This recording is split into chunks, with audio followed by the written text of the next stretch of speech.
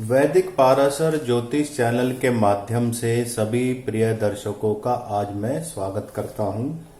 आज हम अति विशिष्ट कारक ग्रह के बारे में बात करेंगे। कोई भी ग्रह किस भाव में अति विशिष्ट वृद्धि कारक सुख देने वाला बन जाता है। अगर वो अस्त ना हो और शत्रु ग्रह की दृष्टि भी उसका इतना कुछ नहीं कर पाती, परंतु अस्त और मृत अवस्था में ना हो, तो अति विशिष्ट कारक ग्रह कब कहाँ किस प्रकार के प्रभाव छोड़ते हैं कुंडली में, उसके बारे में बात करते हैं। अति विशिष्ट का मतलब उनको एक विशेष प्रकार का बल प्रदान होता भाव अनुसार। इसमें लगन की कोई बात ही नहीं है, लगन कोई भी हो।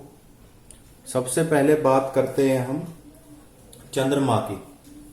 चंद्रमा प्रथम भाव में यानी लगन भाव में आपका अति विशिष्ट कारक ग्रह बन जाते हैं चंद्रदेव। ऐसा व्यक्ति अपनी नम्रता और शीतल स्वभाव के कारण समाज में जाने जाते हैं। समाज में उनकी पहचान होती है, समाज में ये लोग अपनी जगह बनाते हैं। सबसे घुलने मिलने वाले होते हैं, मिलनसार होते हैं, और सबसे बड़ी विशेषता होती है इनके आसपास के लोग और रिश्तेदारी में कोई इनके प्रति शत्रुता का भाव नहीं रखता, क्षमा करना जानते हैं सबको। इसी कारण चंद्र ग्रह प्रथम भाव में अति विशिष्ट कारक ग्रह बन जाते हैं। अब बात करते हैं केतु की।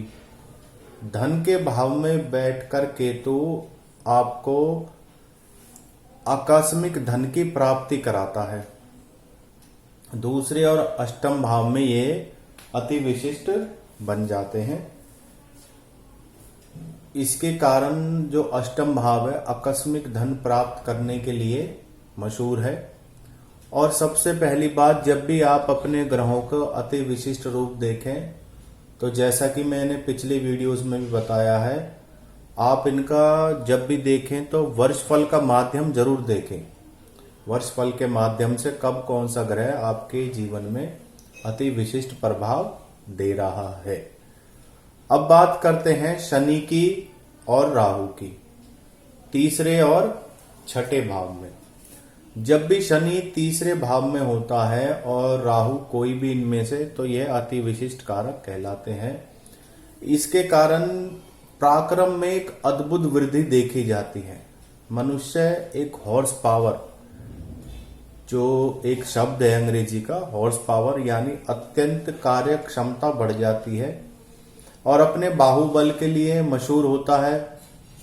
और अगर तीसरे में शनि और छठे में राहु आ जाए तो फिर तो कहने ही का, उसको ना तो किसी से ऋण लेने की जरूरत पड़ती, शत्रु उसके खिलाफ कभी कुछ नहीं कर पाते, शत्रु हंता होता ऐसा व्यक्ति, और रोग ऐसे व्यक्ति के आसपास नहीं भटकते। अगर कभी ऋण रोग शत्रु से उसका सामना होता है तो व्यक्ति बहुत जल्दी अपने आप को ठीक कर लेता है, कवर कर लेता है और सफलता प्राप्त करता है। अब बात करें चौथे भाव की, तो चौथे भाव में शुक्र अत्यंत विशेष बन जाता है, क्योंकि शुक्र भाव में धन का कारक है, लग्जरी लाइफ का कारक है, गाड़ी भूमि भवन वाहन की इच्छा, मात्र सुख की इच्छा, सभी प्रकार के सुखों को व्यक्ति भोगता है। तो यहाँ पर अगर शुक्र हो तो व्यक्ति विशेष रूप से सुख भोगता है और जीवन में सफलताएं हासिल करता है। अब बात करते हैं पांचवें और नौवें भाव की। जब भी पांचवें और नौवें भाव में गुरु होता है तो व्यक्ति विशेष रूप से सफल होता है।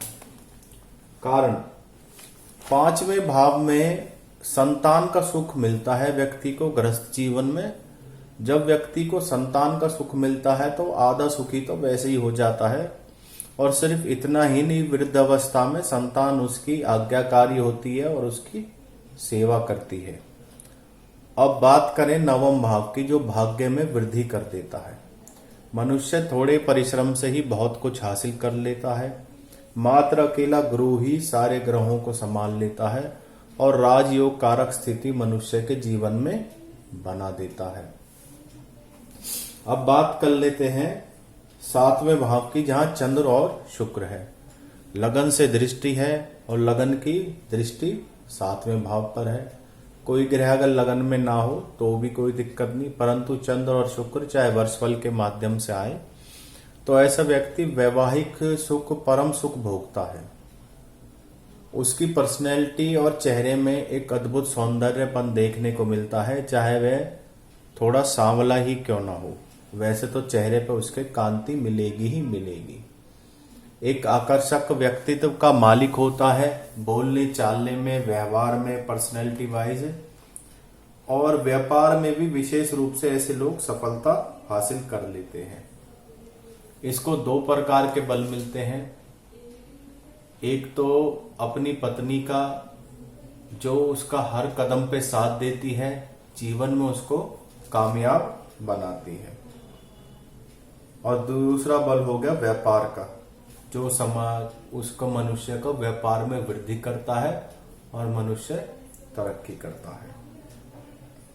10वें भाव में मंगल और राहु, दोनों में से कोई भी एक ग्रह मौजूद हो तो व्यक्ति का कर्म क्षेत्र में विशेष दर्जा होता है। अपने कार्य क्षेत्र में चाहे वह किसी भी प्रकार का हो, सफलता हासिल करता है। ऐसे लोग राजनीति और पराक्रम भाव से जुड़ी सर्विस, डिफेंस सर्विस, पुलिस और फौज आदि से जुड़े होते हैं और जीवन में सफलताएं हासिल करते हैं। समाज में इनका बड़ा दबदबा होता है। राजनीति में इन लोगों की पकड़ होती है, अगर विशेषकर राहु हो। मंगल हो तो अपनी नौकरी में, चाहे प्राइवेट हो चाहे सरकारी हो, अच्छे उच्च पद को प्राप्त करते हैं, तरक्की करते हैं और इनका वहां पे जो सर्कल होता है काफी अच्छा होता है। मित्र इनके मददगार होते हैं। इनकी दृष्टि आपके लगन पे होगी अगर मंगल होगा, क्योंकि ये चौथा है। 7वीं दृष्टि आपके उस पर होगी, चौथी दृष्टि आपके लगन पे होगी और 7वीं दृष्टि आपके सुख भाव पर होगी और 8वीं दृष्टि संतान भाव पे होगी। तो मनुष्य शारीरिक सुख भी भोगता है, माता का सुख भी मिलता है और संतान का सुख भी ऐसे व्यक्ति को मिलता है। अब बात कर लेते हैं हम सूर्य और बुध की। सूर्य और बुध 11वें भाव में हो तो अत्यंत लाभकारी हैं। बौद्धिक बल पे मनुष्य अपने सोर्स ऑफ इनकम इतने अच्छे विकसित कर लेता, कहीं ना कहीं से धन का आगमन लगा ही रहता है।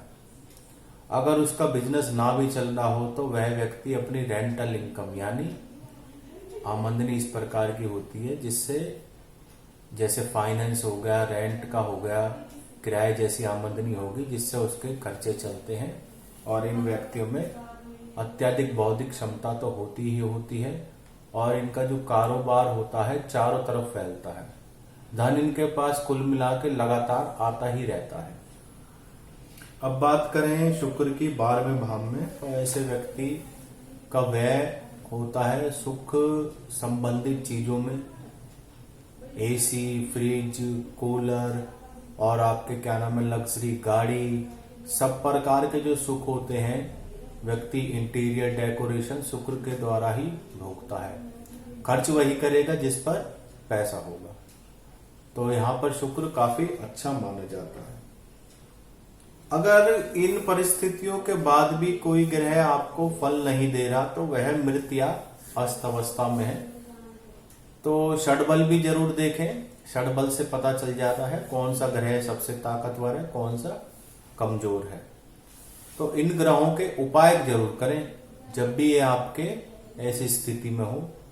तो कुदरती अति विशिष्ट कारक ग्रहों का आप फायदा उठाएं, चाहे वह वर्षफल के माध्यम से उठाएं।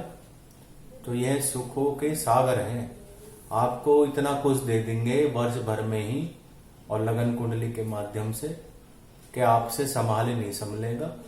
तो जो अति विशिष्ट ग्रह हैं इनका आप अवश्य लाभ उठाएं।